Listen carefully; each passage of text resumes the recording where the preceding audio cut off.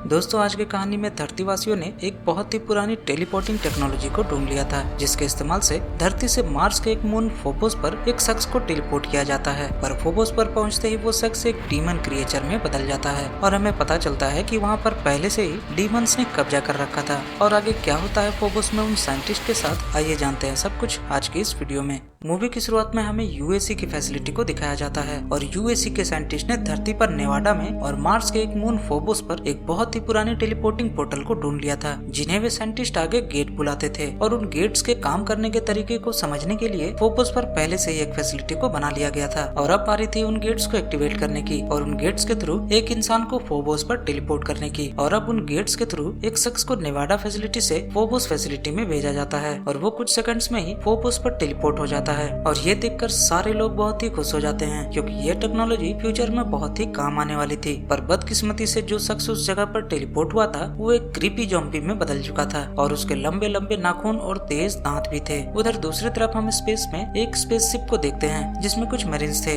जो मार्स के उसी मून की तरफ जा रहे थे और वे लोग क्रायो स्लीप से उठे थे और वे लोग कुछ ही देर में फोबोस पर लैंड भी करने वाले थे। उधर दूसरी तरफ फोबोस पर उस टेलीपोर्ट हुए शख्स को आइसोलेशन चेंबर में रख दिया जाता है, क्योंकि वो बहुत ही अग्रेसिव हो चुका था। और फोबोस फैसिलिटी पर लीड साइंटिस्ट डॉक्टर मेलकॉम धरती पर कांटेक्ट करते हैं और धरती पर लीड साइंटिस्ट डॉक्टर अहमद को उस शख्स के बारे में बताते हैं और उनसे उस शख्स पर कुछ और टेस्ट करने की इजाजत लेते हैं ताकि इस बदले हुए रूप का पता लगाया जा सके। पर डॉक्टर अहमद यहाँ उस गेट का इस्तेमाल करने से मना कर देते हैं। पर इस बार डॉक्टर मेलकॉम खुद को टेलीपोर्ट करने की पेशकश करते हैं और फोबोस से गेट्स में एंटर होते हैं ताकि नेवाडा पहुँच सके। और अब डॉक्टर उन गेट्स के अंदर चला जाता है, पर तभी अचानक से पावर फेलियर हो जाता है और वहाँ से सारे कनेक्शन टूट जाते हैं और साथ ही साथ वहाँ मौजूद सारे लोग जख्मी हो जाते हैं। वहाँ पर मौजूद एक को साइंटिस्ट जिसका नाम वेरोनिका था और वो अपने साथी को जख्मी देखकर फर्स्ट एड किट लाने के लिए जाती है, पर तभी उसके पीछे किसी की गुर्राने की आवाज आती है और जैसे ही वो पीछे मुड़कर देखती है तो वो जोर से चिल्लाने लगती है। उधर दूसरी तरफ वो स्पेसशिप फोबोस पर लैंड कर चुकी थी और अब स्पेसशिप का कैप्टन फैसिलिटी में एंटर होने की परमिशन मांगता है, पर फैसिलिटी से कोई भी जवाब नहीं आता। और अब उस शिप में बने एआई की मदद से कैप्टन उस फैसिलिटी में कनेक्ट करने की कोशिश करता है, पर फिर भी कोई भी जवाब नहीं आता।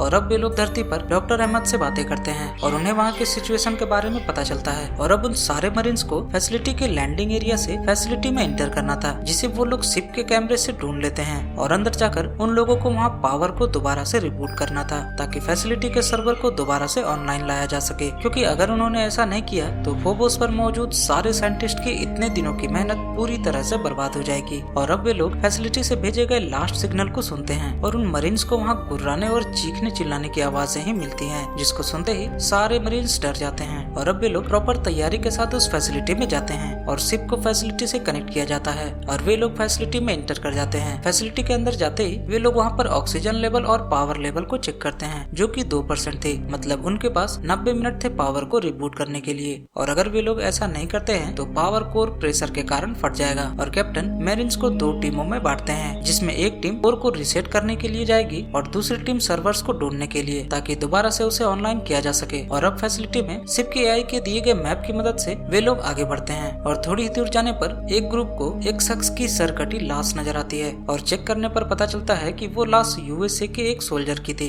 उधर दूसरी तरफ दूसरी टीम को दीवारों पर सुमेरियन लैंग्वेज में खून से कुछ लिखा हुआ मिलता है और एआई की मदद से उसे ट्रांसलेट करने पर उन्हें इन राइटिंग्स का मतलब पता चलता है, जिसमें लिखा था कि कोई फिर से अपना हक जताने आ रहा है, चाहे उसके लिए उसे किसी को भी मारना पड़े और यहाँ मौजूद सारे लोग मारे जाएंगे। और अब वो टीम जिसकी कैप्टन जॉन थी वो अपने कैप्टन को कॉल करके इन सब के बारे में बताती है, पर कैप्टन उन लोगों को मिशन पर फोकस करने को कहता है। उधर दूसरी तरफ शिप में कोई डीमन शिप की एआई को हैक कर लेता है और उन दोनों टीम्स के पाथ को बदल देता है। और अब जैसे ही पायलट पानी लेकर चेयर पर वापस आता है तो उसे भी अपने शिप में एक बहुत ही डरावनी गुर्राने की आवाजें आती हैं और पीछे देखने पर उसे एक डिमोनिक क्रिएचर नजर आता है, जो कि बहुत ही डरावना था। उधर दूसरी तरफ फैसिलिटी में वे दोनों टीमें अपना रास्ता भटक चुके थे और इसलिए वे लोग खुद से सर्वर को ढूंढने निकलते हैं, पर तभी जॉन किसी को पीछे से भागते हुए नोटिस करती है और जैसे ही मरीन नजदीक जाते हैं तो वहाँ उन्हें एक ज़ॉम्बी नजर आता है जो कि किसी दूसरे आदमी को खा रहा था और तभी वो ज़ॉम्बी उन मरीन्स पर भी अटैक कर देता है और वो मरीन उनको शूट कर देते हैं। उधर दूसरी तरफ कैप्टन को आगे बढ़ने पर कुछ सर्वाइवल्स मिलते हैं जो कि सही सलामत थे, पर तभी उनके ऊपर भी अटैक हो जाता है और वहाँ पर भी कुछ मरीन्स उन ज़ॉम्बीज को शूट कर देते हैं और मार डालते हैं। पर तभी वहाँ और भी ज़ॉम्बीज आने लगते हैं और मरीन्स उन लोगों को भी शूट करने लगते हैं, पर तभी उन मरीन्स में से कुछ मरीन्स की भी जान चली जाती है और अब दोनों टीम आपस में मिलते हैं हैं और उन सर्वाइवल्स को लेकर सुरक्षित जगह पर बढ़ने लगते हैं। पर तभी वहाँ और ज़ॉम्बीज आ जाते हैं और अब कैप्टन को अपनी टीम को बचाने के लिए अपनी जान का सैक्रिफाइस देना पड़ता है और ज़ॉम्बीज के हाथों वो मारे जाते हैं। अपने कैप्टन की मौत देखकर जॉन सर्वाइवल से जबरन सब कुछ पूछने लगती है और वो पूछती है कि बताओ यहाँ क्या हो रहा है। और अब वहाँ डॉक्टर मैल्कम उन लोगों को गेट्स के बारे में बताना शुरू करते हैं जो कि एक सुमेरियन लैंग्वेज से गढ़े हुए पत्थर हैं जिसके थ्रू हम टेलीपोर्ट कर सकते हैं। और अब जॉन पूछती है कि क्या ये सब उन गेट्स को एक्टिवेट करने की वजह से हुआ है, पर वहाँ डॉक्टर मैल्कम कहता है कि उसे कुछ भी नहीं पता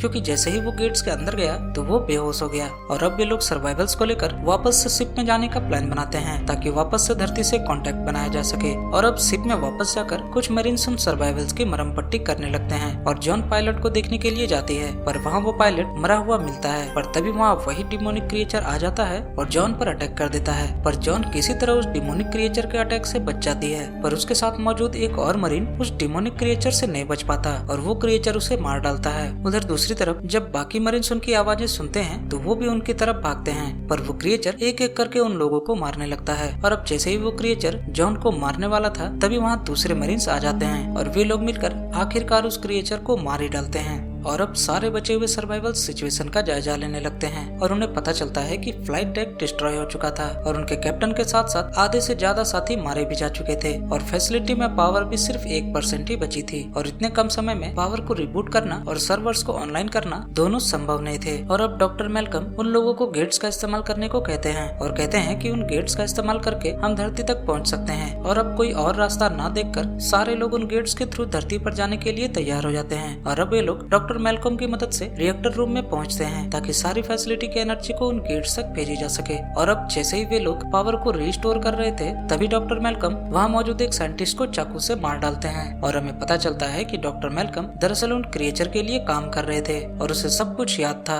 जब वो उन गेट्स के अंदर थे। और अब डॉक्टर मैल्कम उन सारे लोगों को रिएक्टर में लॉक करके खुद बाहर निकल जाते हैं और तभी वहाँ कुछ डिमोनिक क्रिएचर भी आ चुके थे और अब उन लोगों के बीच फाइट शुरू हो जाती है, पर जॉन किसी तरह उन डिमोनिक क्रिएचर को मारने में सफल हो जाती है। और अब वो साइंटिस्ट जॉन को बुलाकर उसे अपना की कार्ड दे देती है ताकि कम से कम वे लोग तो यहाँ से सुरक्षित बाहर निकल सके। और अब जॉन और एक साइंटिस्ट दोनों मिलकर मैल्कम को रोकने के लिए जाने लगते हैं और रास्ते में उन्हें एक प्लाज्मा गन भी नजर आती है जिसे वे लोग उस की कार्ड की मदद से निकाल लेते हैं। पर तभी वहाँ एक डिमोनिक क्रिएचर आ जाता है और वो उस साइंटिस्ट को भी मार डालता है। और अब जॉन डॉक्टर मैल्कम तक पहुँच चुकी थी और उसे गेट्स को एक्टिवेट न करने को कहती है, पर तभी वहाँ वही साइंटिस्ट आ जाता है जो अब ज़ॉम्बी बन चुका था और वो जॉन पर अटैक कर देता है, पर जॉन उसे भी मार डालती है। इधर डॉक्टर मैल्कम उन गेट्स को एक्टिवेट करने में कामयाब हो जाता है और एक गन लेकर जॉन को शूट करने वाला ही था कि तभी जॉन उससे गन को वापस लेकर डॉक्टर को शूट कर देती है, पर डॉक्टर को कुछ भी नहीं होता। और अब हमें पता चलता है कि जब डॉक्टर मैल्कम उन गेट्स के अंदर गए थे तो डीमन ने पहले ही उनका दिल निकालकर उसे वापस भेज दिया था ताकि डॉक्टर उन डीमंस के लिए काम कर सके। और अब डॉक्टर जॉन को भी उन गेट्स के अंदर फेंक देता है और अब जॉन उस गेट से होकर एक दूसरी दुनिया में पहुंच जाती है जहां जॉन बहुत सारे डीमंस को देखती है, साथ ही साथ वो उन डीमंस के लीडर को भी देखती है। और अब डीमंस का लीडर कहता है कि वो उन गेट्स की मदद से धरती पर कब्जा करके सारे लोगों को मार डालेगा और जॉन को मारने के लिए बहुत सारे डीमंस उसकी तरफ बढ़ने लगते हैं। पर तभी जॉन जल्दी से प्लाज्मा गन को उठाकर उस लीडर को शूट कर देती है और उन डीमंस पर भी 2 प्लाज्मा बम फेंक देती है और जल्दी से उस पोर्टल में जंप लगा देती है।